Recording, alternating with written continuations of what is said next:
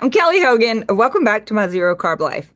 If I could go back in time, oof, I would have a lot to say to my 25-year-old self.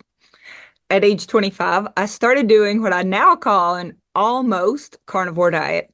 And I did that consistently for 5 years. I kept my carbs during that time at 20 grams or less, and I did lose weight doing that. I ate a lot of meat, along with some pickles, green beans, Diet Dr. Pepper, and sugar-free Jello, and eggs, some dairy, a lot of meat. 5 years. And it worked pretty well. So I am never going to be the one to sit here and say carnivore is the only way to lose weight is total carnivore, because it's not. If you have ever crash dieted before a prom, an event, a wedding, a vacation, you probably already know that there are lots of ways to lose weight. Many people lose weight when they simply cut down on their overall food intake, or they become suddenly much more active. The weight loss part is not rocket science. We have hundreds of studies on how people can lose weight. There are probably millions of different variations of how people have lost weight, and a very low carb diet is a great one. And it worked pretty well for me. But I needed to go a step further than low carb in order to feel my best. And it was not like a baby step forward. It was like a giant gaping leap forward, actually. And so now I only eat animal products, meat, eggs, and some dairy. That's it. Many people refer to that as a carnivore diet. Some people call it a zero carb diet. And the reason I do carnivore and the reason I talk about it incessantly is not because, oh, it's trending right now. It's not because I like being on some no carb high horse. Giddy up, giddy up. It's because eating this way changed my life.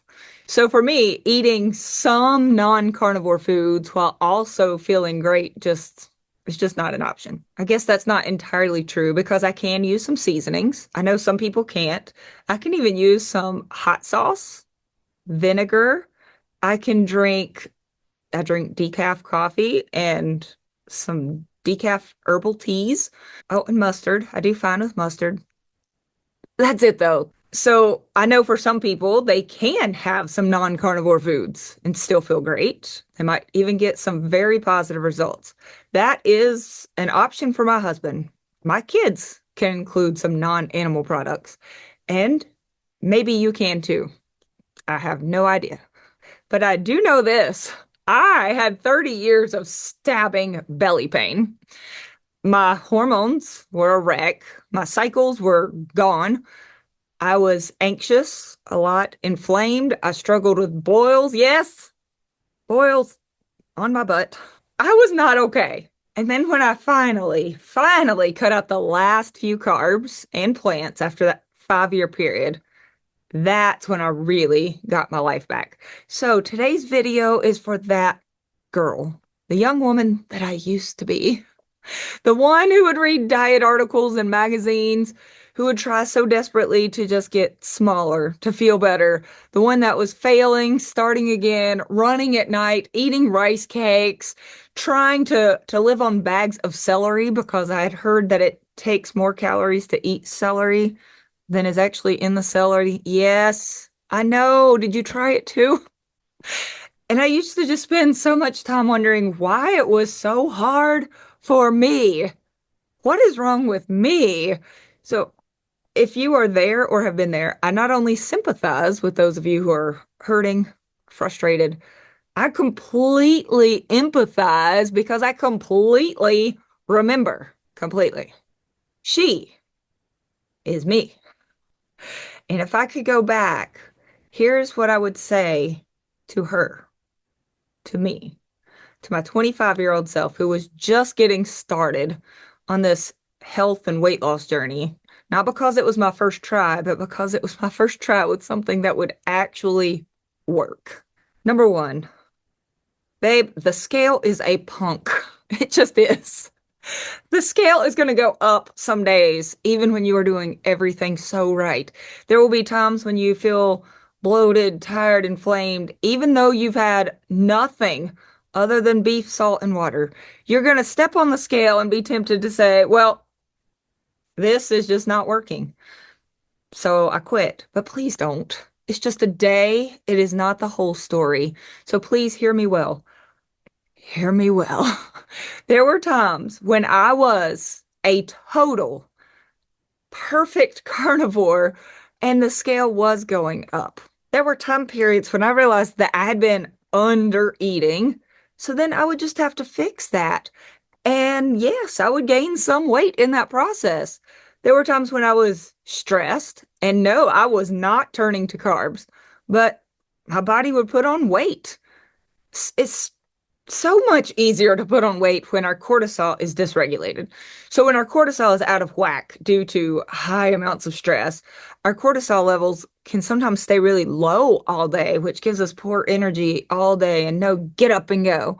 But then, because our cortisol is dysregulated, it can rise at night, which makes it almost impossible to stay asleep. Even if you can fall asleep, you're just waking up all throughout the night. So we're tired all day, wired at night, wired but tired, wired but tired. That's some cortisol mess right there. And during the times when I was experiencing some of that, whether it was job stress, relationship stress, just life, we're going to go through those times, my scale would go up.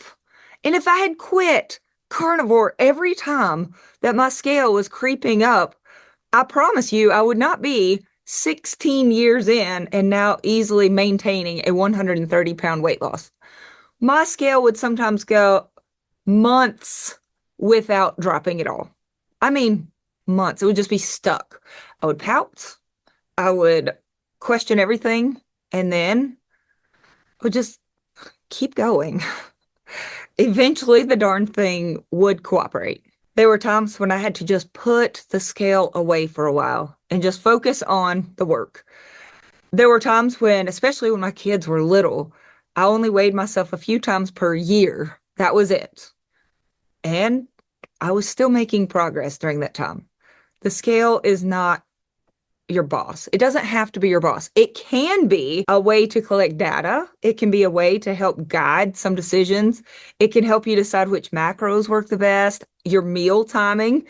I love data when I have the headspace to use it. All right, quick story. I have a very good friend named Elizabeth. She is not imaginary like last week's guy, Frank. No, Elizabeth runs a fairly large carnivore Facebook group, and we've known each other for her whole 8 years as a carnivore. She started 8 years ago, and she lost some weight pretty quickly. She was feeling better very quickly too. Then the scale it stopped moving. It didn't do much of anything for 2 months. Just kidding. 2 years. Years. Then she'd have another whoosh, lose some weight. Yes, we figured it out. And then she would stall again. And she still had plenty of body fat still there. Another long stall. What in the world, right? Why? Why? But after many of these stalls and whooshes, here we are now 8 years later. She has stayed completely, consistently carnivore. She is now at her goal weight, which was her high school weight. She is 69 years old. She'll soon be 70. She has felt better and better throughout the process. She has been frustrated at times. Oh, she has also completely reversed her diagnosis, pre-carnivore diagnosis of osteopenia. So good things have been happening, but the scale was not, thank goodness, not her only judge of success, or she and I, and probably everyone out there who now has a success story, would have quit. My scale did not always cooperate, so I would love to just go back and say, listen, save yourself some heartache, dear young Kelly. Do not allow this one device on the floor to make you question yourself and question everything all the time. And during those times, look for the things that are still getting better. For example, my skin did tighten up during the times when the scale was being the biggest jerk. Okay. So stalls are jerks. We know that. But even stalls have some perks, like the skin tightening up. So jerks with perks. That's a stall.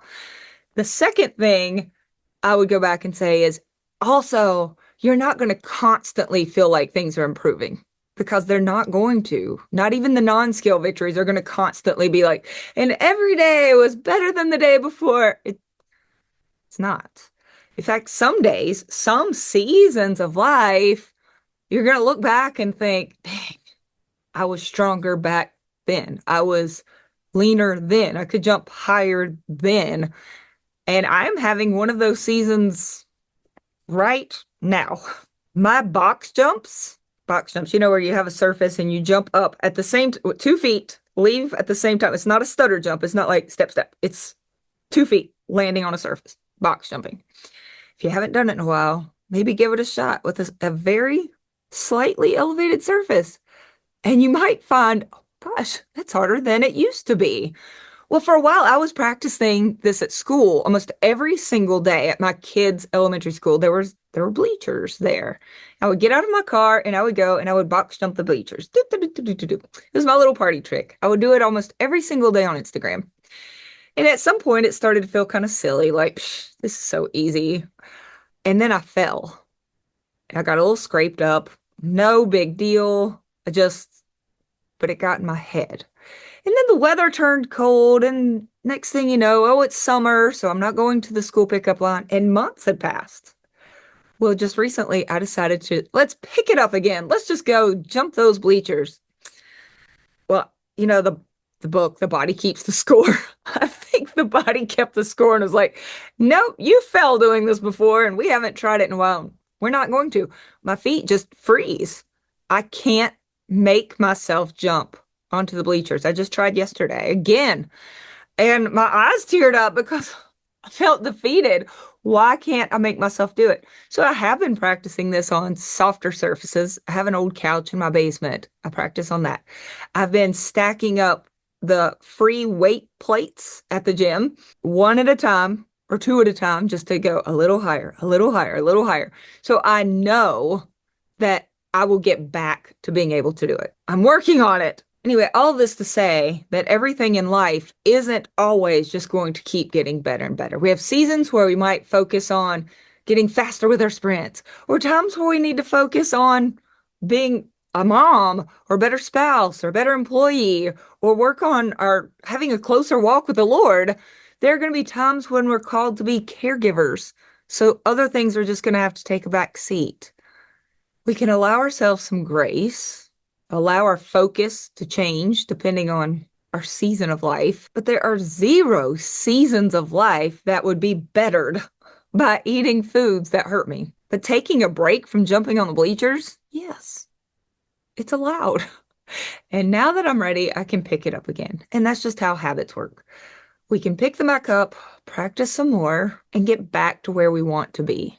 The third thing that I would go back and tell young Carnivore Kelly is, I know it is lonely right now, but you will find your people. I remember feeling like the lone weirdo just eating ribeyes and steaks and burger patties, mostly burger patties, while everyone else was crushing the bread basket when we go out to eat. But eventually, you are going to be surrounded by people who get it. You will. And they're going to encourage you and pray for you and cheer you on when it's hard to say no to crappy foods. But until you find those people, be that person for yourself and be on the lookout for people who do understand. And you be on the lookout, because your people, we really are out here. And I love the lone weirdos that are choosing the ribeyes and burger patties. You are my people. The fourth thing I would go back to say is, it's okay to track your food sometimes. I know, there are a lot of people in this space that will say, true carnivores do not track our food, because if you are eating the right foods, meat, right? If you're eating meat, then you don't need to track. And there is truth to that. I mean, what we eat is certainly, hands down, more important than how much we eat. But I'm going to be honest, sometimes tracking is a really great idea because sometimes our bodies are not giving really clear hunger signals. So there are a lot of people out there who are eating way too little, and they don't have a clue. Sometimes people are eating far too little fat and they don't even know it. It's also possible that you're eating a little too much fat. You just have no idea. And so it can be very, very hard to troubleshoot. But tracking can be a great tool to help with troubleshooting. And good news, you are allowed to use tools. You get to decide that. And I think for a long time I was struggling, but I was being told, do not track food. And I was afraid to use that tool. But I'm going to go ahead and say it. If you're waiting for someone's permission, you've got it. Go ahead, track for a little while if you need to. As an addendum to number 4, I would also go back and say to myself that intuitive carnivore is a gift that you are allowed to give yourself as needed. So when you are overwhelmed, if life is hard, if you're just barely holding it together with jerky and grace, it's okay to go simple. You can just eat the meat that makes you feel good. You don't have to always micromanage or obsess. You don't have to scroll through 500 meaty recipes just to find something that matches your exact desired macros for the day. You can go back to the basics. Let it be easy when easy is exactly what's needed. You don't have to always be in troubleshooting mode every day of life, right? Some days just, okay, today I'm just going to nourish myself beautifully and know that that is good enough. All right, I think we're up to number 5 now, but number 5 is going to just include several lies that I would go back and tell myself, stop believing this. And one is, you should be better by now. Things should be better. And I'll just say, look, you're right on time. I don't care if this is your 5th time getting started or your 50th. Just, we're going to keep getting back up. It's grit, right?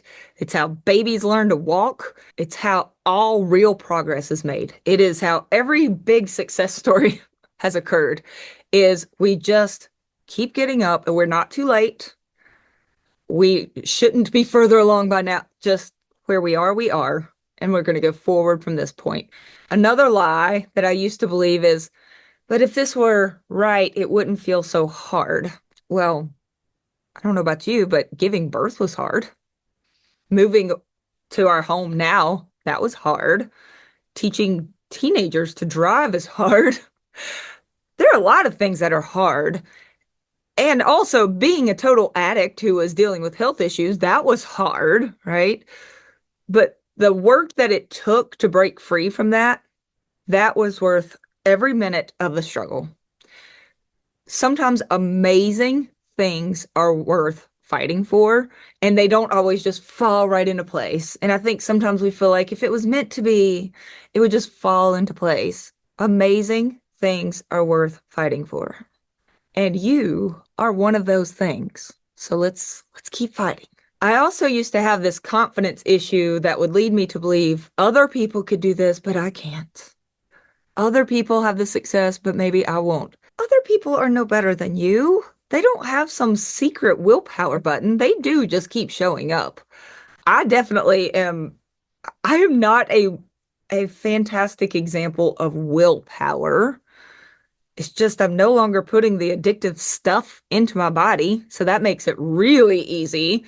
If you've never been a smoker, how much willpower are you using every day to not smoke? If somebody says, wow, you have such amazing willpower to not do hard drugs and smoke cigarettes, and you'll be like, I'm not even trying. I don't have willpower.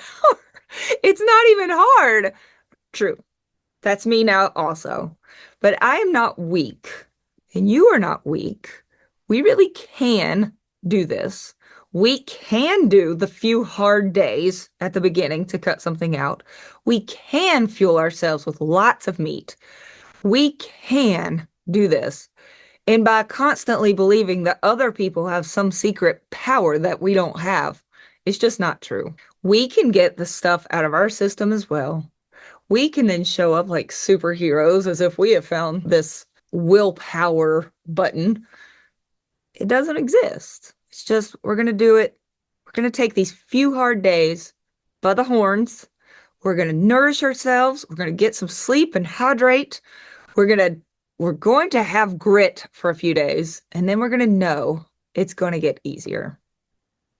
I also used to believe the lie that something was simply wrong with me because I couldn't stop eating this junk and I couldn't get thin like everybody else. There's something wrong with you. There's something wrong with me.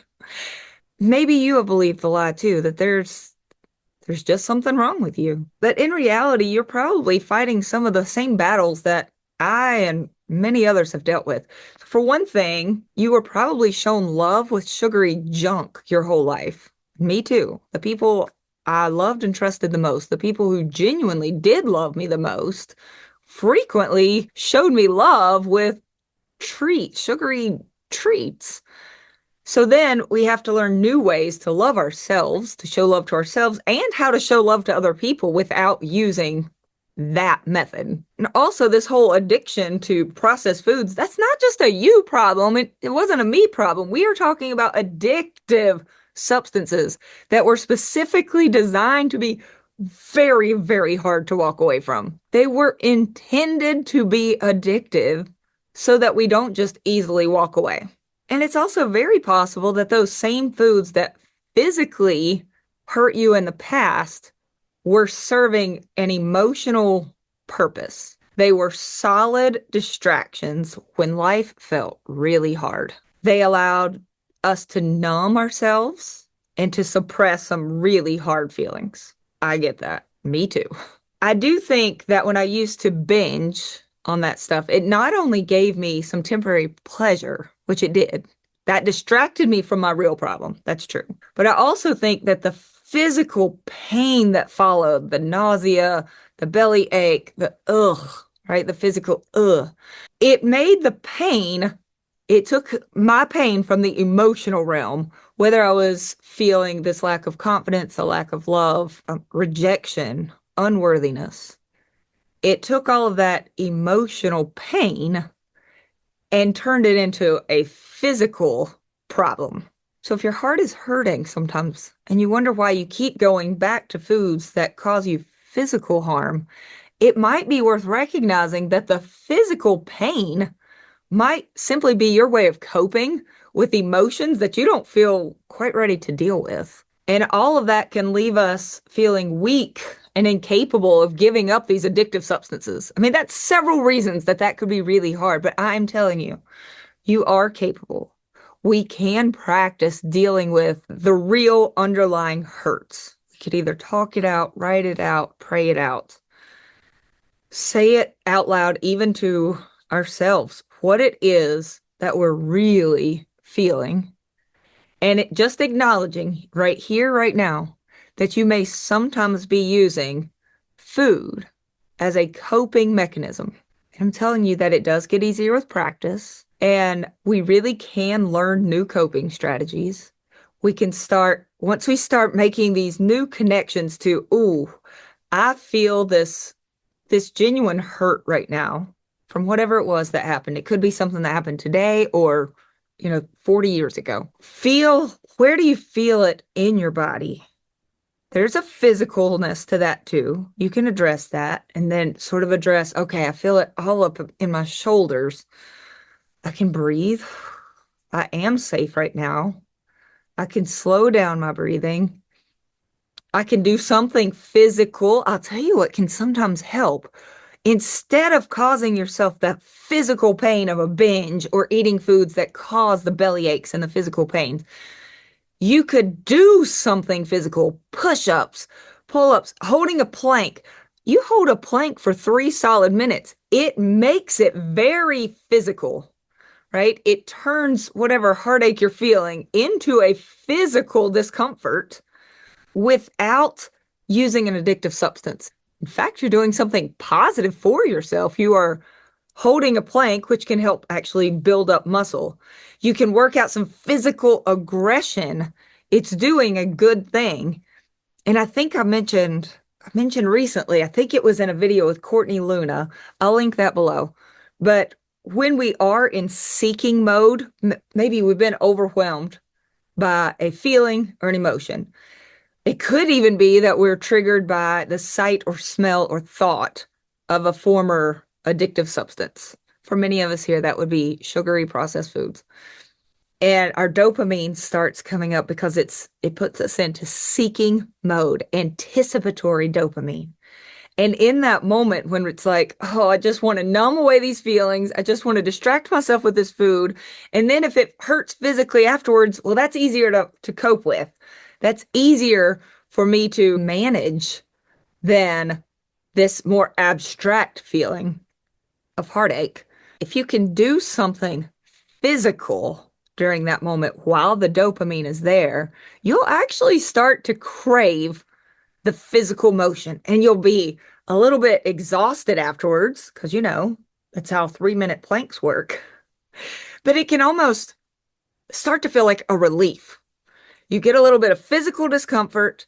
You can work out some energy and aggression. You can put that anticipatory dopamine to good use, and it'll make you start to crave that. In other words, you're putting new practices into place. So the lie of this is just going to get harder and harder, or I can't handle this. You can. It's going to take some practice, but you can. I also used to just believe that if only I had more motivation. I just wish I was more motivated. Woo, nobody is motivated every day. I know I'm not. I do not wake up and take my walks because I feel motivated to do it. It's because it's on my daily checklist and because I have committed to doing this little handful of habits every single day. And I did not just commit it to myself. I did not just commit it to myself and the Lord. I know that should be enough, right? But I take it a step further, and every single month, I tell my group members and friends there in the groups what I'm going to do, what I commit to. I told them this month that I'm going to practice my box jumping every single day, that I would get my 12,000 steps in, that I will lift weights twice a week. And I finish that habit list every day, not because I'm superhuman, not because I'm excited and motivated. It's because I made a promise to myself and to others, and I respect my word. I am very honest. I'm not motivated. No, I'm not. But I am honest. Motivation is cute. But commitment is better. I would also go back and tell myself to ignore this inner lie that you don't know enough yet. You don't know enough to get started. I knew next to nothing when I started eating this way. I had a 5 to 10 minute conversation with my doctor, and he told me, don't eat carbs for a year. That was it. Don't eat carbs for a year. And then he explained what carbs were. It was a very brief lesson in nutrition. And then you're on your own. And part of me wanted to just say, you should take some time and research, maybe get a book, learn the ins and outs of this carnivore thing. Oh, please. If you know how to cook some meat in an air fryer, you're good. If you know how to go through a drive-through and simply say the words, I'd like 4 quarter-pound beef patties, just the meat. That's it. You can always wait until you know more, but don't let learning replace the doing. Just start. Something is better than nothing. Just start. You know enough already. Let's go. Right. And the very last thing I think I would go back and tell myself is you really are. You are worth the effort.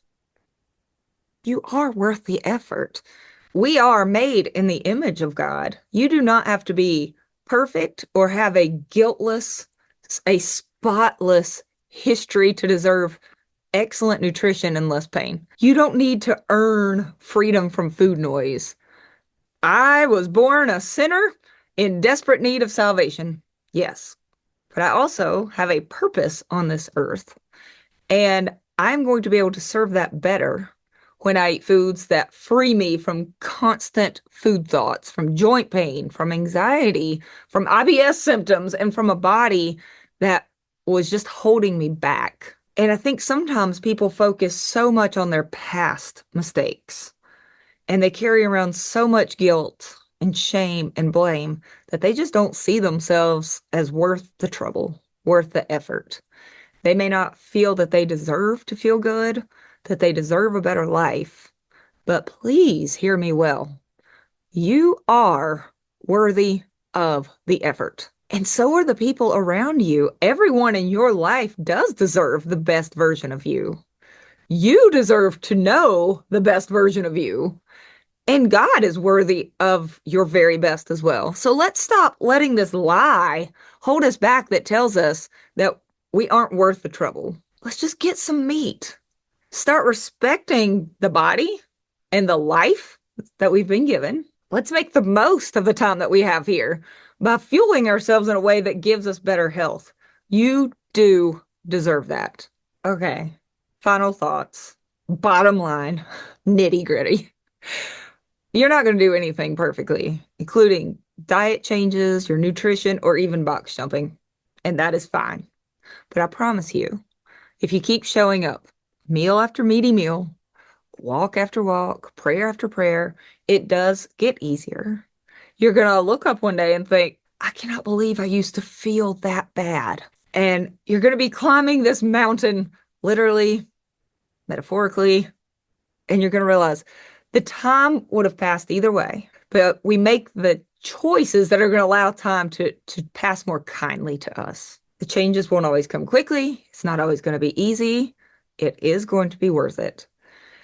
So, past Kelly, little young, naive, starting out Kelly, who was on day 1 of Carnivore, who was on day -10. I hadn't even started yet.